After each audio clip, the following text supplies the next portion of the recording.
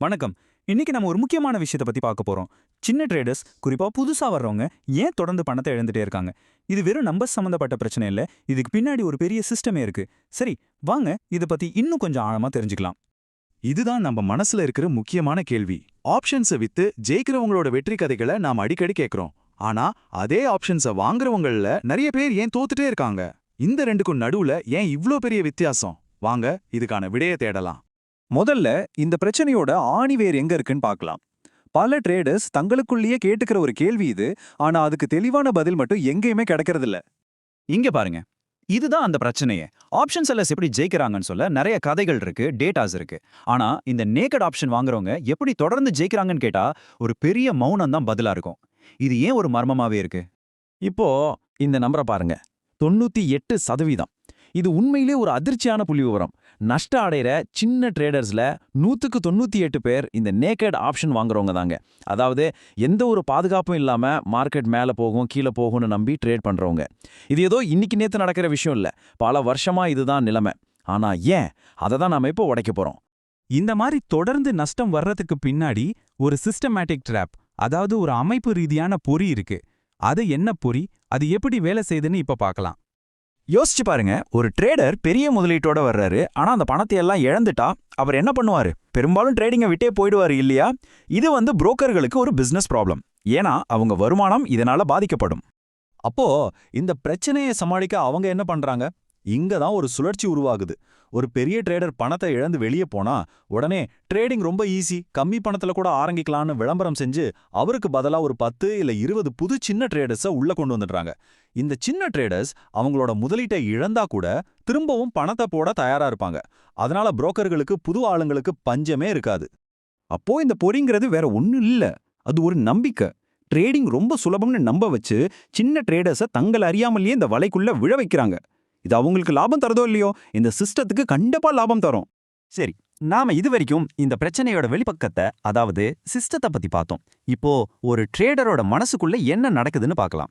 ஏன்னா ட்ரேடிங்கிறது வெறும் நம்பர்ஸ் மட்டும் இல்ல. பெரிய பெரிய ட்ரேடிங் எக்ஸ்பர்ட்ஸ் அவங்க புத்தகங்கள்ல திரும்ப திரும்ப சொல்ற ஒரு விஷயம் இதுதான். ட்ரேடிங்கோட வெற்றி அது நம்பர்ஸ்ல இல்ல, அது நம்ம மனசுல, நம்ம சைக்காலஜில தான் இருக்கு. ஆனா இந்த பொறியில சிக்கிறவங்க இந்த முக்கியமான விஷயத்த சுத்தமா மறந்துடுறாங்க. இப்போ இந்த 2 விதமான மனநிலையும் கொஞ்சம் ஒப்பிட்டு பாருங்க.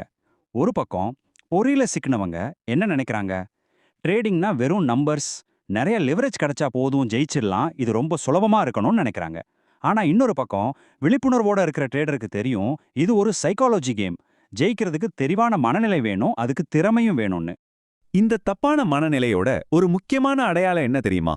அவங்க எப்ப பார்த்தாலும் எங்க அதிக லெவரேஜ் கிடைக்கும், எங்க அதிகமா கடன் வாங்கி ட்ரேட் பண்ணலான்னு தேடிக்கிட்டே இருப்பாங்க. தங்களோட திறமையை வளர்த்துக்கிறத விட இந்த மாதிரி ஷார்ட்கட்ஸ் மேல தான் அவங்க கவனம் முழுசும் இருக்கும். சரி, இவ்ளோ நேரம் பிரச்சனையை பத்தி பேசிட்டோம். இதுல இருந்து எப்படி வெளியே வர்றது? இந்த சுழற்சியை எப்படி உடைக்கிறது? வாங்க அதை பத்தி பார்க்கலாம். இந்த சுழற்சியை உடைக்கிறதுக்கு இங்க சில முக்கியமான படிகள் இருக்கு. முதல்ல, இந்த சிஸ்டம் இப்படிதான் வேலை செய்யுதுங்கிற உண்மையை ஒத்துக்கணும். ரெண்டாவது, ட்ரேடிங்கை வெறும் நம்பர்ஸா பார்க்கறத நிறுத்தணும்.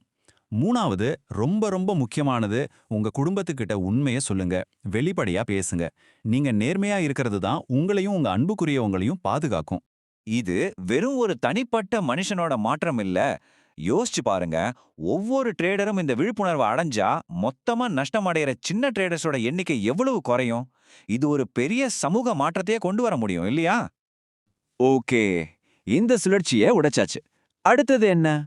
பாதுகாப்புடன் அடுத்த கட்டத்துக்கு போனோம்னா நமக்கு சரியான வழிகாட்டுதல் ரொம்ப அவசியம். இங்க ஒரு முக்கியமான விஷயத்த நாம தெளிவுபடுத்திக்கணும். இந்த துறையில இருக்கிற எல்லா புரோக்கர்ஸும் எல்லா ஆலோசகர்களும் இப்படி கிடையாது. உண்மையாவே அக்கறையோட நேர்மையா இருக்கிறவங்களும் நிறைய பேர் இருக்காங்க. அப்போ ஒரு நல்ல வழிகாட்டியை எப்படி கண்டுபிடிக்கிறது? அவங்க கிட்ட என்னென்ன தகுதிகள் இருக்கணும்? முதல்ல அவங்க உங்களுக்கு உண்மையான விழிப்புணர்வை உருவாக்கணும். ரெண்டாவது, உங்க பணத்தை பாதுகாக்கிறதுக்கு அவங்க முன்னுரிமை கொடுக்கணும். இந்த மாதிரி ஆட்களை நீங்க தான் தேடி கண்டுபிடிக்கணும்.